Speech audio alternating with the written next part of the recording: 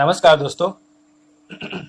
मैं राजीव रंजन आप सभी का द अनप्रोफेशनल एजुकेशन पर स्वागत करता हूं। ये वीडियो सीरीज में हम लोग पूरी की पूरी क्राउन बिहार जनरल नॉलेज को कवर कर रहे हैं। इस बुक का जो पहला चैप्टर है उसको हम लोग पिछले वीडियोस में कवर कर चुके हैं।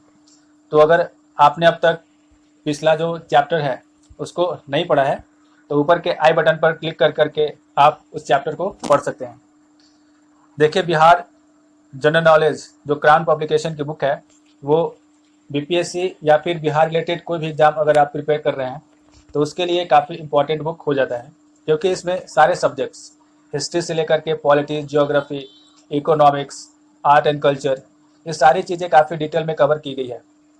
तो अगर आप एक बार इस बुक को पढ़ लेते हैं तो बिहार से रिलेटेड कोई भी क्वेश्चन के लिए आपको अलग से कोई दूसरी बुक पढ़ने की ज़रूरत नहीं पड़ेगी। और दोस्तों, अगर आप इस वीडियो सीरीज़ को रेगुलर फॉलो करते हैं तो आपको फिर अलग से दूसरी कोई बुक या फिर खुद यही बुक लेकर के पढ़ने की ज़रूरत नहीं पड़ेगी, क्योंकि इसमें सारे के सारे कंसेप्ट जो है वो कवर कर दिए गए हैं। सो दोस्तों, अगर आपने पिछला जो लेसन है वो उसको नहीं किया है तो आप जाकर के पहले उसको कर लें और उसके बाद जो दूसरा चैप्टर है उसकी शुरुआत करें। सो दोस्तों, चलिए हम लोग शुरुआत करते हैं। इस चैप्टर में हम लोग जो एंशिएंट हिस्ट्री है बिहार की उसको कवर करेंगे। पहले हम लोग इस चैप्टर का जो कंटेंट है उसको देख लेते हैं कि इस चैप्टर में हम लोग को कौन कौन से टॉपिक जो है वो पढ़ने हैं। सबसे पहले इसमें हम लोग आर्यनाइजेशन ऑफ बिहार को देखेंगे, इसको पढ़ेंगे। यानी कि जो आर्यंस थे वो बिहार में कब आए, कैसे उनका बिहार में आगमन हुआ, साथ ही साथ जो आर्यनाइजेशन है इसके बारे में जो रेफरेंस मिलता है वो किन बुक्स से मिलता है। इन सारे चीज़ों के बारे में हम लोग डिस्कस करेंगे। उसके बाद फिर हम लोग ये देखेंगे कि जो एंशिएंट बिहार था हमारा, उसका उस समय में वो किन किन महाजनपद या फिर किस किन एरिया को कवर करता था। यानी कि उस समय में जो अलग अलग डायनेस्टीज थी या फिर अलग अलग जो किंगडम था, तो कितने तरह के किंगडम जो थे आज के जो बिहार एरिया है उसमें वो मिलकर बनते थे, तो वो हम लोग देखेंगे। यानी कि उसका टेरिटोरियल डिवीजन हम लोग देखेंगे। उसके बाद हम लोग मगध डायनेस्टी के बारे में बात करेंगे। बिहार में जो सबसे इम्पोर्टेंट एरिया कह सकते हैं या फिर सेंटर कह सकते हैं वो मगध ही रहा है। मगध में लगभग 600 सालों तक जो पूरे इंडिया का पॉलिटिकल सेंटर है वो मगध ही रहा है। तो हम लोग उसके बाद मगध डायनेस्टी को देखेंगे, उसमें पढ़ेंगे कि एंशिएंट टाइम में इसका कौन कौन से डायनेस्टीज यहाँ पर रूल की। उसके बाद हम लोग ये भी जानेंगे कि मगध का जो सक्सेस हुआ, यानी कि मगध में जो रूलर्स होते थे उनका किस तरीके से पूरे कंट्री पर उनका रूल रहा, या फिर मगध में ऐसा क्या था जिसके वजह से जो मगध है इतने समय तक काफ़ी ज़्यादा मतलब बेहतर करता रहा। यानी कि जो मगध का सक्सेस हुआ उसके पीछे का क्या रीज़न है, क्या उसका जोग्राफिकल पोजीशन था, तो वो सारी चीज़ हम लोग डिस्कस करेंगे और जानेंगे कि आखिर मगध जो है वो इतना ज़्यादा सक्सेसफुल, इतना ज़्यादा समृद्ध जो राज था वो कैसे बना रहा कितने समय तक। तो चलिए पहला शुरुआत करते हैं आर्यनाइजेशन ऑफ बिहार से। दोस्तों, पिछले वीडियोस में भी जब हम लोग सोर्सेज के बारे में पढ़ रहे थे तब उस वक्त हमने ये पढ़ा था कि जो बिहार के बारे में जो सबसे पहले रेफरेंस मिलता है, यानी कि जहाँ से हमें बिहार के बारे में सबसे पहले जानकारी मिलती है वो हमें अथर्ववेद और पंचमीमांसा ब्राह्मण इन दोनों से मिलता है।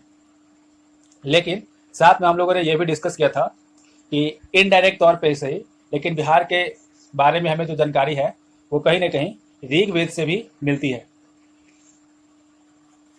दोस्तों, ऋग्वेद में उस टाइम पर एक समुदाय इस रीजन में रहता था जिसको व्रत्यास कहते थे। इन व्रत्यास के बारे में अर्थवेद साथ ही साथ पंचमीमांसा ब्राह्मण में मेंशन किया हुआ है। सॉरी, ये ऋग्वेद में नहीं था, ये अथर्ववेद और पंचमीमांसा महाब्राह्मण में इसमें मेंशन किया हुआ था इस कम्युनिटी के बारे में। व्रत्यास, इसमें लिखा था कि मगध में व्रत्यास कम्युनिटी जो थी वो रहती थी। लेकिन उसके पहले भी दोस्तों ऋग्वेद के टाइम में एक कम्युनिटी के बारे में जिसे किकाता कहते हैं उसके सेटलमेंट की बात कही गई है। यानी कि जो मगध एरिया है उसमें ये जो किकाकास थे वो रहते थे। ऋग्वेद में इसके बारे में ये भी जानकारी मिलती थी कि ये जो किकाकास थे ये आर्यंस नहीं थे, बल्कि इनका आर्यंस के साथ हमेशा वॉर ही होता था, यानी कि ये नॉन आर्यंस थे और हमेशा आर्यंस के साथ इनका जो एक तरीके से कहे तो वो वॉर चलता रहता था। इसके जो चिफ्टन थे यानी कि इस समुदाय के जो प्रमुख थे उनका नाम था परमांगदा, जो कि नॉन आर्यंस के थे और आर्यंस के साथ इनका एक अनफ्रेंडली रिलेशन था। इसके बारे में हमें जो मेंशन मिलता है वो यक्षास निरुका में मिलता है और यक्षा निरुका में ही किकाता का यूज जो है वो मगध के सिनोनिम के तौर पे किया गया है। यानी कि यक्ष की जो निरुका बुक है इसमें किकातास को जो जगह है उसको मगधा के सिनोनिम के तौर पे यूज किया गया है। सो दोस्तों यही से एक डायरेक्ट तो नहीं लेकिन इनडायरेक्ट रिलेशन जो है वो हमें मिलता है, देखने को मिलता है कि पहले समय में जो किकाता की बात की गई है ऋग्वेद में वो कहीं ना कहीं मगध जो है उसी के बारे में था। तो इसकी जानकारी हमें यक्षास निरुका से मिलती है। तो ऋग्वेद के समय में ये हमें अब पता चला कि ऋग्वेद के समय में बिहार में आर्यंस नहीं थे, बिहार में आर्यंस का प्रेजेंस नहीं था। यानी कि बिहार में जो आर्यंस आए थे वो ऋग वैदिक काल के बाद ही आए थे। सो दोस्तों बिहार में जो आर्यंस के बारे में जो हमें जानकारी मिलती है कि वो आर्यंस बिहार में कब आए कैसे आए, वो हमें शतपथ ब्राह्मणा से मिलती है। पहले भी हमने इसके बारे में मेंशन किया हुआ है कि शतपथ ब्राह्मणा में हमें ये पता चलता है कि आर्यंस जो थे वो बिहार में आए थे।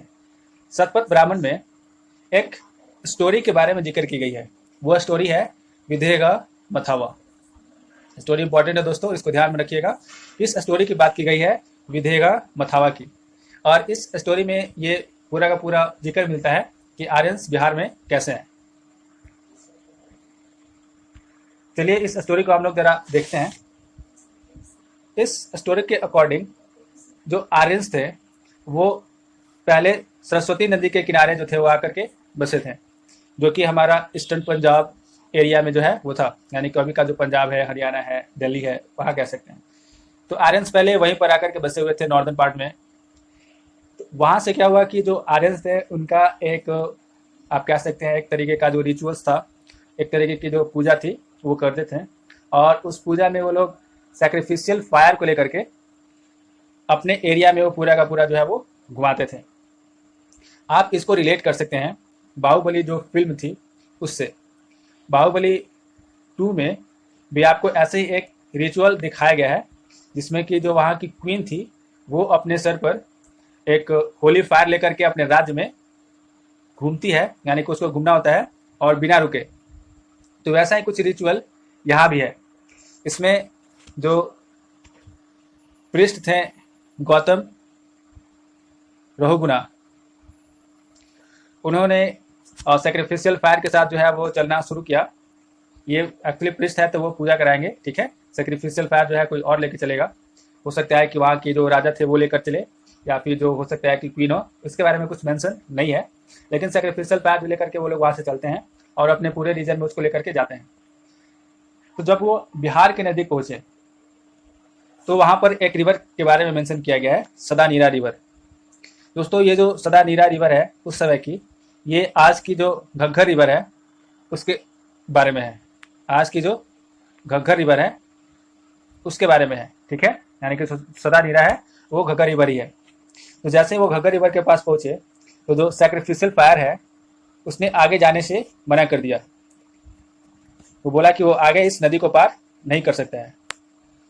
उसके बाद फिर वहाँ के जो राजा थे विदेगा मथावा, उन्होंने जो सैक्रिफिशियल फायर है उससे प्रार्थना की कि आप जो है वो आगे चले।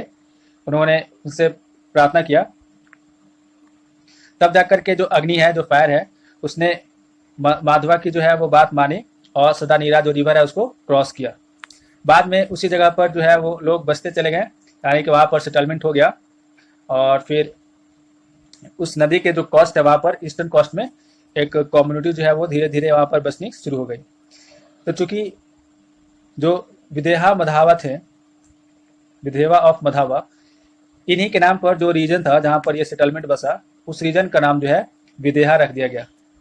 तो दोस्तों जो बिहार में विदेहा है, विदेहा, ये जो रीजन है ये वही रीजन है जहां पर आर्यंस आकर के सेटल हुए थे सबसे पहले। और ये विदेहा जो नाम है वो जो आर्यंस किंग थे विदेहा, उन्हीं के नाम पर लिखा हुआ है, उन्हीं के नाम पर रखा हुआ है। तो दोस्तों हमें इस कहानी से पता चलता है कि जो आर्यंस थे वो बिहार में आए थे और वो बिहार में जो सबसे पहला उनका सेटलमेंट था वो विदेहा में था। सो दोस्तों ये एक कहानी है विदेहा मथावा, जिसके बारे में ये हमें पता चलता है कि आर्यंस कैसे जो है वो बिहार में आए थे और सबसे पहले किस रीजन में आकर के वो सेटल हुए थे। और साथ ही साथ इसमें हमें ये भी पता चला कि उस टाइम पर जो घग्गर रिवर थी उसको सदानीरा रिवर के नाम से जानते थे। सो इस तरीके से जो बिहार में वो जो है आर्यन जो है उनका प्रेजेंस हो गया। नेक्स्ट हम लोग देखते हैं इसके बाद territorial division of Bihar. Ancient time में दोस्तों हमें पता है कि लगभग 16 जनपद, 16 अलग अलग जनपद की बात कही गई है,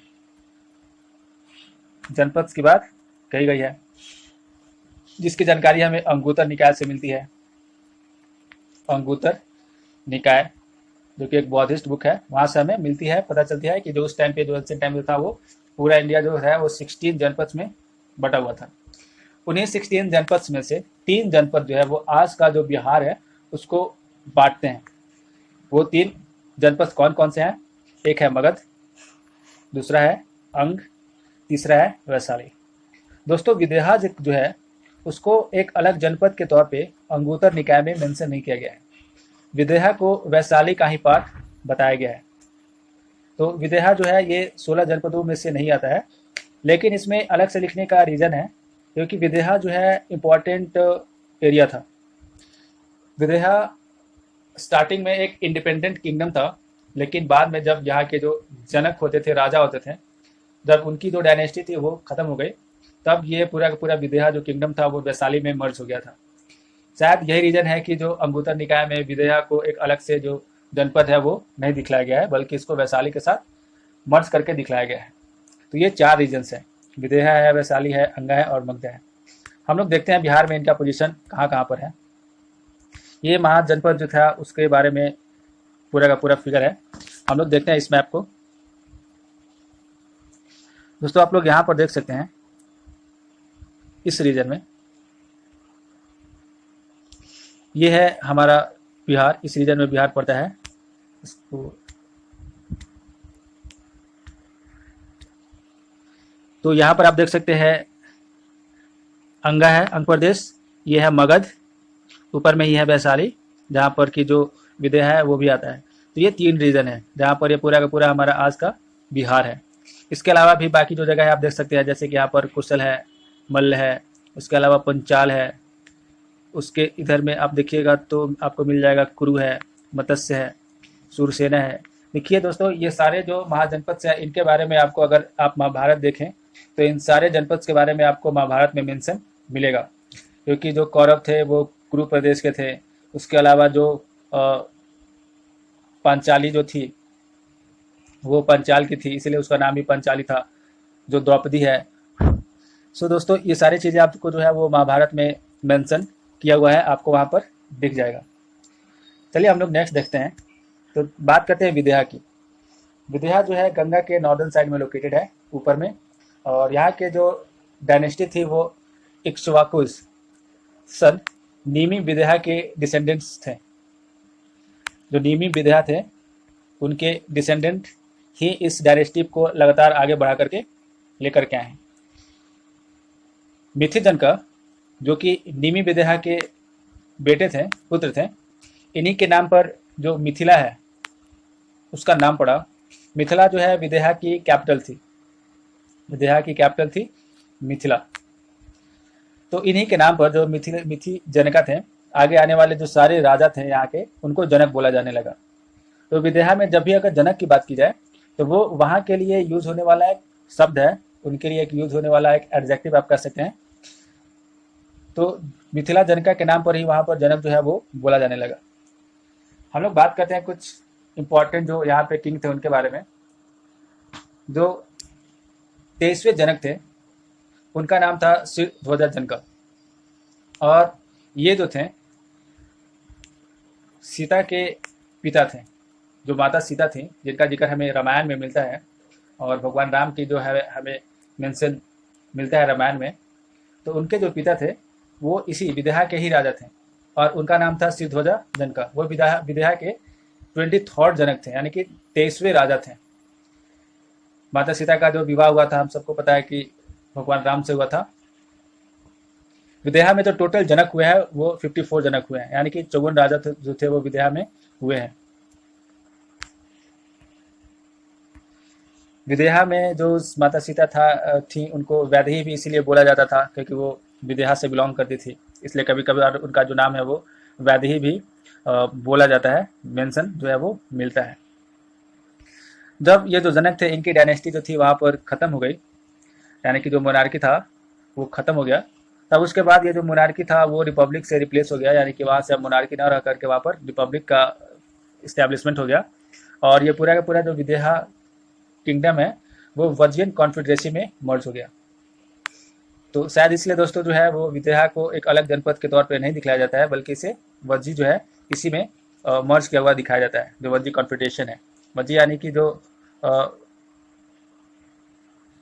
हम लोगों ने अभी बात किया था जो वैशाली है उसको लेकर के वर्जी कॉन्फेडरेशन ने अभी बात किया है। जो ये जो वैशाली है ये वर्जी कॉन्फेडरेशन का ही पार्ट है, तो आप इसको कंफ्यूज मत कीजिएगा वैशाली से और वर्जी से। वैशाली एक पार्ट है उसका, और पूरा जो लगभग जितने भी वहाँ पर अलग अलग रिपब्लिक्स थे उनको मिला करके वर्जी कॉन्फेडरेशन बोला जाता था। तो यहाँ पर कंफ्यूज होने की ज़रूरत नहीं है। नेक्स्ट हम लोग बात करते हैं अंग प्रदेश की। अंग प्रदेश के बारे में जो सबसे पहले मेंशन मिलता है वो अथर्ववेद में मिलता है। ये अभी आज का जो प्रेजेंट डे भागलपुर है और मुजफ्फरपुर डिस्ट्रिक्ट है इसको मिलता है, यानी कि आज का जो भागलपुर है और मुजफ्फरपुर डिस्ट्रिक्ट है वो एरिया मिल करके उस टाइम का जो अंग प्रदेश है वो बनाते थे। इसमें लगभग 25 किंग्स हुए थे। इसकी जो कैपिटल थी वो मालिनी थी, बाद में ये कैपिटल जो बदल करके वो चंपा हो गया था। इसके जो पहले राजा थे वो तितिक्षु बोलेंगे इसको, तितिक्षु थे, और जो सबसे लास्ट राजा थे वो थे कर्ण। ये महाभारत वाले ही कर्ण हैं जिनका मेंशन महाभारत में मिलता है, इसलिए आप अगर महाभारत देखते होंगे तो कर्ण के लिए जो वर्ड यूज होता है वो अंगराज कर्ण बोला जाता है। तो ये क्योंकि वो अंग प्रदेश के जो थे वो राजा थे। महाभारत वॉर के बाद अंग प्रदेश का और मगध के बीच में लगातार जो है वो वॉर होता रहा, जिसके बाद में क्या हुआ कि जब बिंबिसार आया तब उसने क्या किया कि जो अंग के जो सबसे अंतिम रूलर थे उसको हरा करके अंग प्रदेश को जो था वो मगध में मिला लिया था। यानी कि लास्ट में क्या हुआ, बिंबिसार ने अंग को जीत लिया था और उससे मगध का पार्ट बना दिया। ये था अंग प्रदेश। उसके बाद बात करते हैं वज्जी का। तो वज्जी जो था वो एक अकेला जो कह सकते हैं वो राज्य नहीं था, बल्कि इसमें अलग अलग रिपब्लिक्स थे, उन सबको मिला करके एक फेडरेशन बनता था। जैसे इंडिया भी एक फेडरेशन ही है, लेकिन ये क्वासी फेडरल इसको बोला जाता है। कनाडा भी एक फेडरेशन है जिसमें अलग अलग स्टेट्स मिल करके एक नेशन बनाते हैं, एक बड़ा स्टेट बना सकते हैं। तो वैसे भी वज्जी था, इसलिए इसमें सबसे पहले रिपब्लिक की बात जो है वो की जाती है। तो वज्जी में लगभग 10 अलग अलग रिपब्लिक्स जो थे वो थे, और मिलकर के वज्जी कॉन्फेडरेशन बनता था। और इसके बारे में जानकारी हमें जो बुद्धा लिटरेचर्स थे उसके बारे से मिलता है। बुद्धा के टाइम में जो लिटरेचर बने थे पाली लैंग्वेज में, उसमें हमें इसकी जानकारी मिलती है। इसमें कई तरह के क्लान्स थे। क्लान्स का मतलब आप गोत्र से समझ सकते हैं, या फिर एक ही वंश के जो अलग अलग जो बढ़ जाते हैं बाद में चल करके जो भाई लोग होते हैं, तो उनसे आप समझ सकते हैं। तो उसमें आपका उग्रास हो गए, भोगास हो गए, जैंत्रिक। जैंत्रिक इंपॉर्टेंट है, आप इसको मेंशन करके बताइए कि आप जैंत्रिक के बारे में क्या जानते हैं। उसके अलावा कौरवाज है, लिक्शवीज है। लिक्शवीज और जैंत्रिक ये इंपॉर्टेंट है क्योंकि इसके बारे में आगे भी मेंशन मिलेगा। एंड वज्जी, ये सारे जो थे वो कुछ क्लैंस के नाम हैं। लिक्शवीज इसमें सबसे ज़्यादा ताकतवर थे, मोस्ट पावरफुल जो रिपब्लिक था वो लिक्शवीज थे।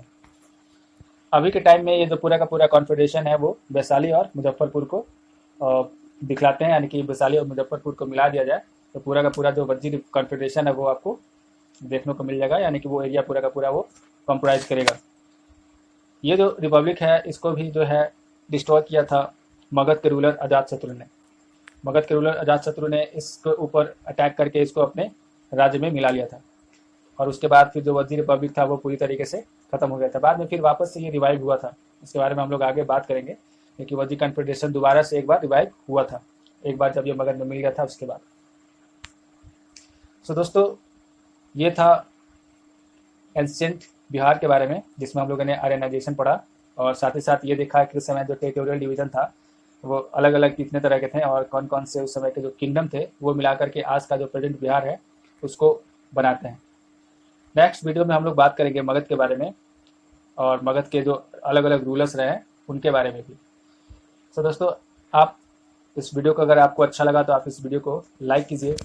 अगर आपको कुछ पूछना है, कोई कन्फ्यूज़न है या फिर किसी तरह का है, तो आप कमेंट कर सकते हैं। कमेंट का जो जवाब है वो आपको बिल्कुल मिलेगा, उसका रिप्लाई बिल्कुल किया जाएगा। तो आप इस वीडियो को लाइक कीजिए, ज़्यादा से ज़्यादा शेयर कीजिए, और अगर किसी तरह की कोई प्रॉब्लम है तो कमेंट कीजिए। और चैनल को अब तक सब्सक्राइब नहीं किया है तो चैनल को सब्सक्राइब कर लीजिए। तो चलिए दोस्तों, आज के लिए बस इतना ही। थैंक यू, धन्यवाद।